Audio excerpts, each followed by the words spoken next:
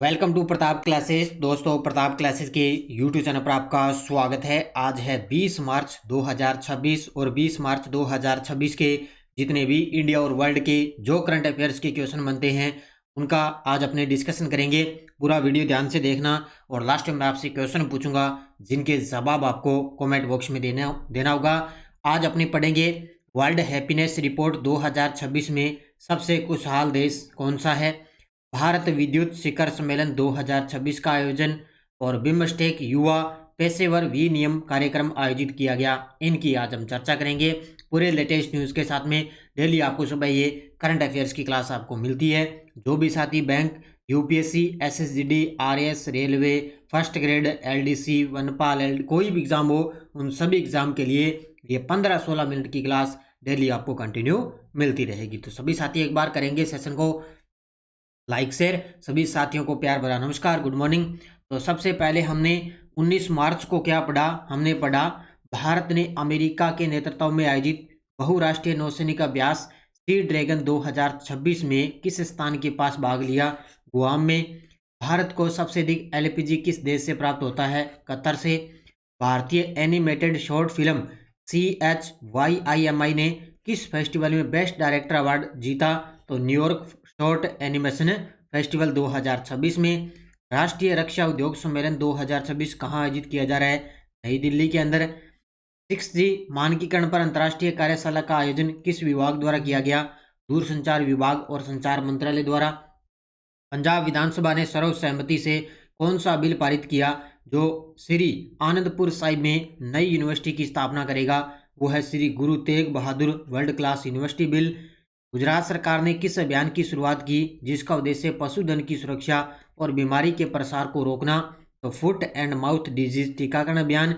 भारत ने जैव विविधता पर अभिसमय को अपनी 7वीं राष्ट्रीय रिपोर्ट कब प्रस्तुत की, 26 फरवरी 2026 को। तो ये थे कल के क्वेश्चनों का रिवाइज हमने कर लिया। इसके अंदर आपको डेली टेस्ट इसका मिल जाता है ऑल इन वन की टेस्ट सीरीज में। Daily test, daily PDF, weekly test, monthly test आपको मिलता ही मिलता है। तो 31 दिसंबर 2026 तक आपको पूरे एक साल का करंट आपको इसके अंदर मिल जाएगा। तो जरूर आप इसको ज्वाइन करें, प्रताप क्लासेस का एप्लीकेशन है डाउनलोड करके। अब करते हैं स्टार्ट आज की क्लास।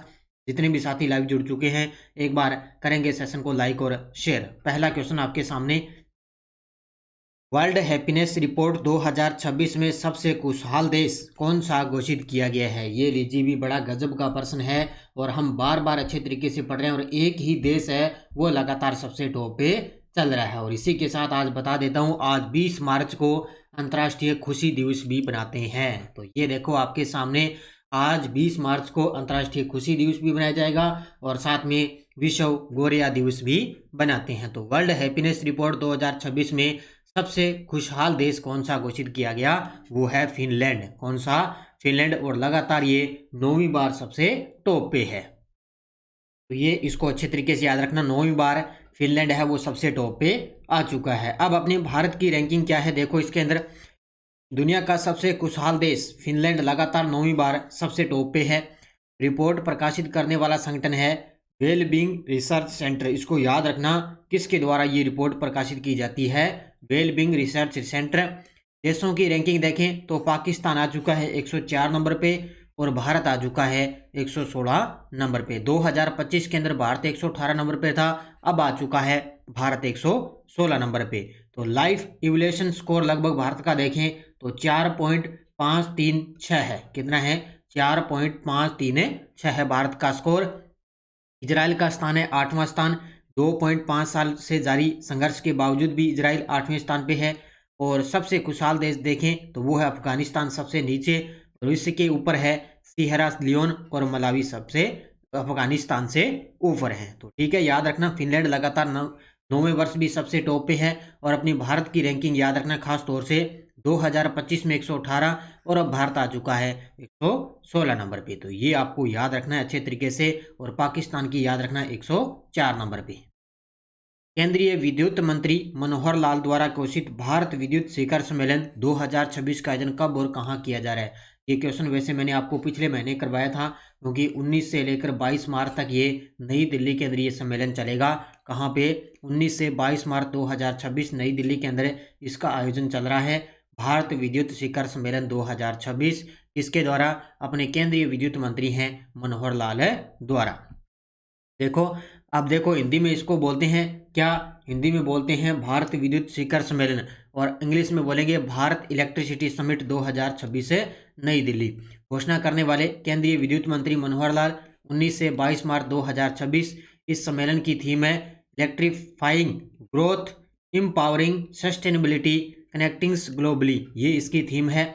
4 दिवसीय शिखर सम्मेलन का विषय विकास को विद्युत शक्ति देना और स्थिरता को सशक्त बनाना और वैश्विक स्तर पर जुड़ाव करना है। अब ये इंग्लिश वाली भी पढ़ लेना और हिंदी वाली भी, दोनों हो पढ़ लेना। कोई भी एग्जाम में हो सकता है, हिंदी वाली भी आ सकता है, हो सकता है आपके लिए इंग्लिश वाली भी एग्जाम में थीम पूछी जा सकती है। इसलिए मैंने दोनों अलग अलग करवा दी ताकि आपको कोई भी कंफ्यूज ना हो, कोई भी दिक्कत ना हो। ठीक है, तो 19 से 22 मार्च 2026 नई दिल्ली। iOS सागर का दूसरा संस्करण कब लॉन्च किया गया है? iOS सागर ये भारतीय नौसेना ने 16 मार्च को iOS सागर का दूसरा संस्करण लॉन्च किया है। कब है? 16 मार्च 2026 को। तो याद रखना इसको अच्छे तरीके से।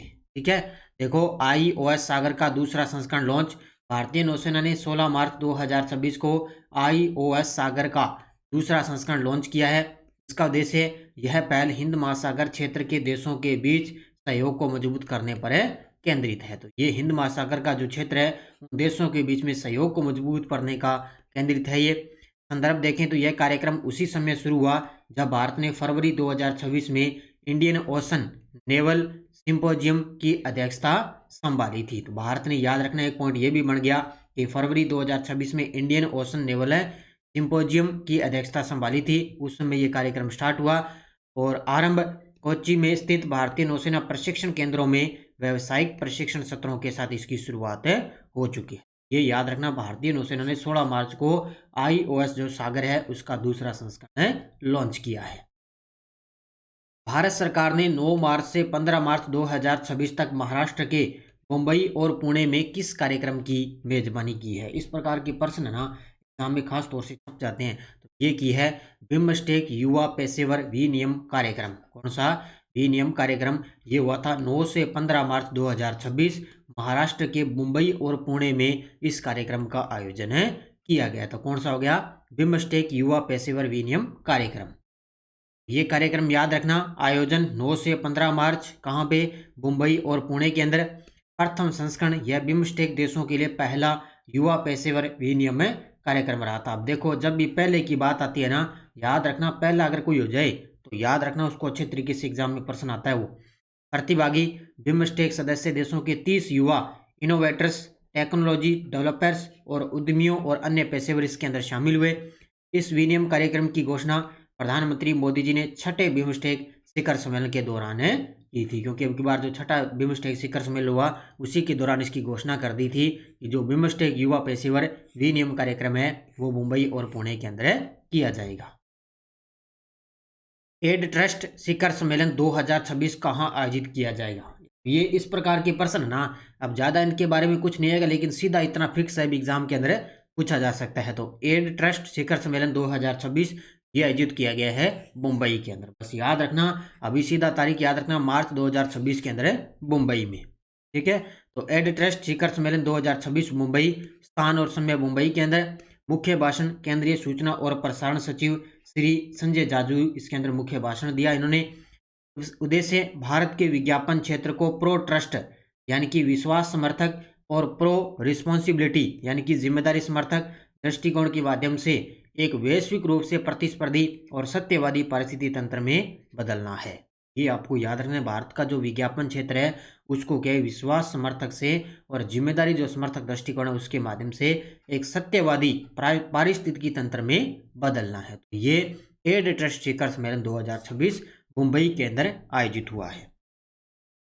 वैश्विक नारियल उत्पादन में लगभग 30.37% हिस्सेदारी के साथ कौन सा देश पहले स्थान पे है? अब इस प्रकार के प्रश्न आरपीएससी जो सेकंड ग्रेड की जो साथी तैयारी करे ना, उनके अंदर इंडिया इकोनॉमी का टॉपिक दिया हुआ है कृषि से। ठीक है, और आज शाम को 5:30 पर नानक क्लासेस पर क्लास आएगी स्पेशल सेकंड ग्रेड की कृषि से संबंधित, वो अच्छे तरीके से देख लेना। तो वैश्विक नारियल उत्पादन में लगभग 3.7% हिस्सेदारी के साथ कौन सा देश सबसे टॉप पे है? वो है भारत देश। कौन सा है? भारत देश। तो भारत दुनिया का सबसे बड़ा नारियल उत्पादक देश बन चुका है। वैश्विक नारियल उत्पादन में भारत की हिस्सेदारी है लगभग कितनी? 30.37%। और इस हिस्सेदारी के साथ भारत पहले स्थान पे है।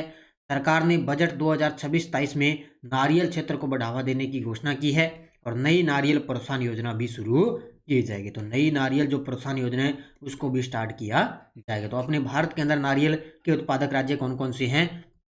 कर्नाटक, केरल और तमिलनाडु। याद रखना, सबसे टॉप पे है कर्नाटक, उसके बाद में केरल, फिर तमिलनाडु। ये 3 राज्य हैं जो नारियल उत्पादक राज्य हैं अपने भारत के अंदर। तो भारत सबसे टॉप पे, और भारत के अंदर सबसे ज़्यादा कहाँ पे? कर्नाटक, केरल और तमिलनाडु।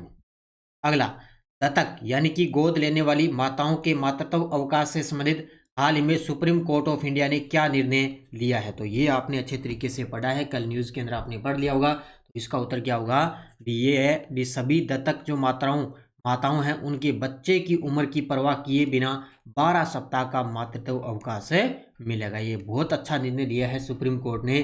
तो ये महिलाओं से संबंधित है, जो माताएं हैं उनके मातृत्व अवकाश से संबंधित है। देखो डिटेल सुप्रीम कोर्ट का निर्णय। सुप्रीम कोर्ट ने दत्तक माताओं के लिए मातृत्व अवकाश पर लगी उम्र सीमा को असंवैधानिक घोषित किया है। उन्होंने कहा, अब सभी दत्तक माताओं को बच्चे की उम्र की परवाह किए बिना 12 सप्ताह का मातृत्व अवकाश मिलेगा। तो माताओं को अब क्या है? बच्चे की उम्र की परवाह किए बिना 12 सप्ताह तक उनको अवकाश मिलेगा। पहले सामाजिक सुरक्षा संहिता 2020 के तहत मातृत्व अवकाश की यह सुविधा केवल 3 महीनों से ही कम उम्र के बच्चों को गोद लेने पर उपलब्ध रही थी। पहले 3 महीने की ही लगभग ये जो है कम उम्र के बच्चों को गोद लेने पर उपलब्ध रही थी, लेकिन अब क्या है? 12 सप्ताह तक ये अवकाश मिलेगा। यह ऐतिहासिक फैसला हंसा नंदिनी नंदूरी बनाओ भारत संघ मामले में आया है। ये पॉइंट नोट कर लेना भाई, यह फैसला हंसा नंदिनी नंदूरी और बनाओ भारत संघ के मामले में ये फैसला सुप्रीम कोर्ट ने लिया है। तो ये पॉइंट गजब का है, इसको अच्छे तरीके से याद रख लेना।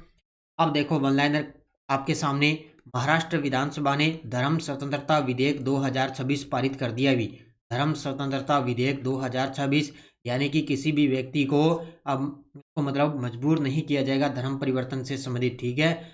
अगर उसकी इच्छा है तो कर सकता है, लेकिन मजबूर नहीं उसको किया जाएगा। पूर्व केंद्रीय मंत्री और भाजपा नेता साध्वी निरंजन ज्योति को राष्ट्रीय पिछड़ा वर्ग आयोग की अध्यक्ष नियुक्त किया गया। ये पॉइंट नोट कर लेना, राष्ट्रीय पिछड़ा वर्ग आयोग की अध्यक्ष भाजपा नेता साध्वी निरंजन ज्योति को नियुक्त किया। पंजाब सरकार ने विश्व बैंक के सहयोग से स्कूली शिक्षा में सुधार के लिए शिक्षा क्रांति 2.0 पहल की शुरुआत की है। आंध्र प्रदेश सरकार ने दिव्यांग जनों के सशक्तिकरण और आत्मनिर्भर बनाने के उद्देश्य से दिव्यांग शक्ति योजना का शुभारंभ 18 मार्च 2026 को किया है। तो ये वन लाइनर है, चारों के चारों अच्छे तरीके से पढ़ लेना। ये करंट अफेयर्स की बुक आपको बाजार के अंदर मिल जाएगी, टेलीग्राम पर भी इसकी सूचना मैं डाल देता हूँ अच्छे तरीके से, ठीक है। इसके अंदर आपको फर्स्ट ग्रेड की अपडेट मिलेगी। और पिछले वीडियो का क्वेश्चन क्या था? विश्व पैरा एथलेटिक्स ग्रांड प्रिक्स 2026 के अंदर भारत ने कुल कितने पदक जीते? 208 पदक जीते और भारत इसके अंदर फर्स्ट स्थान पर रहा और नई दिल्ली के अंदर इसका आयोजन हुआ। अब देखो क्वेश्चन फॉर यू, साहित्य अकादमी पुरस्कार 2025 में हिंदी भाषा के लिए जीते जी इलाहाबाद के लिए किसे सम्मानित किया गया? मन्नू भंडारी, ममता कालिया, चित्रा मुर्दुल और नासिरा शर्मा। इसका जवाब आपको कमेंट बॉक्स में देना है।